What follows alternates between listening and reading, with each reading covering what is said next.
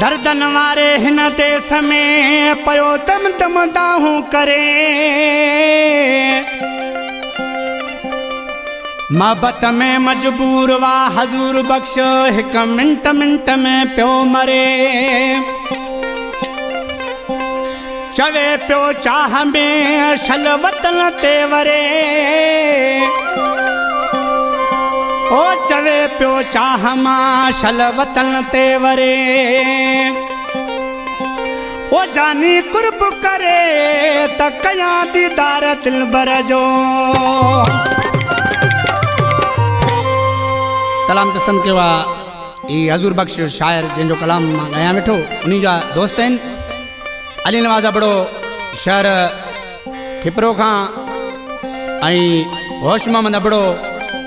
अदा मोतबर बादशाह अबड़े जी ख़ासि फरमाइश आहे यासीन अबड़ो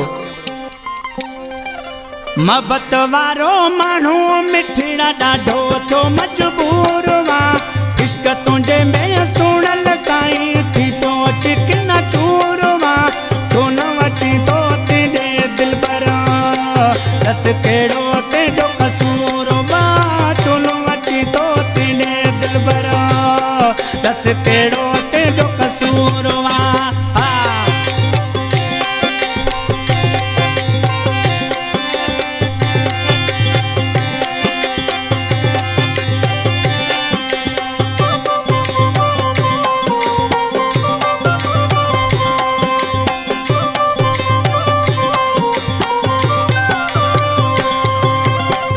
थी व्याहिन सिके वेठो कॾहिं उन ॾे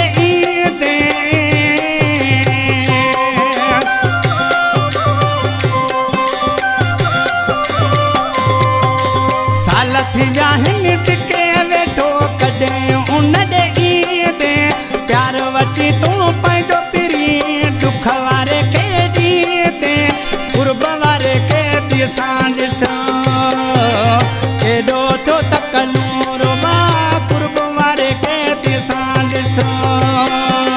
केॾो थो तकलूर वा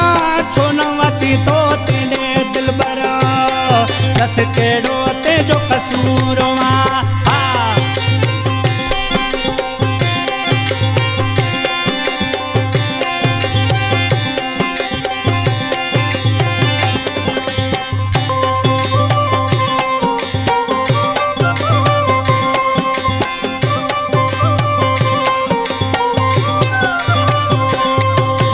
मोहब्बत वारे मरीज़ जो मेहमान मिठा तूं थी दे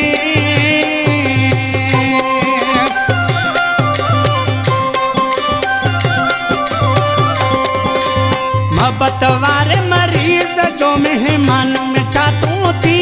दे दिल जायूं दिल वारे खे दुख मजा तूं ॾी दे हाणे मां आहियां अची वियो चवण तोखे ज़रूर वाण मां आहियां अची वियो चवण तोखे ज़रूर वा छो न अची तो तुंहिंजे दिल भर दस कहिड़ो तुंहिंजो कसूर वा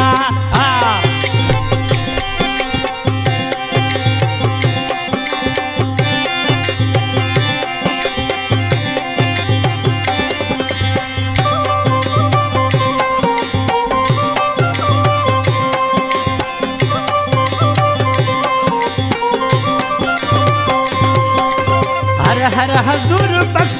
अबड़ो साहत दा प्यो तोले बरे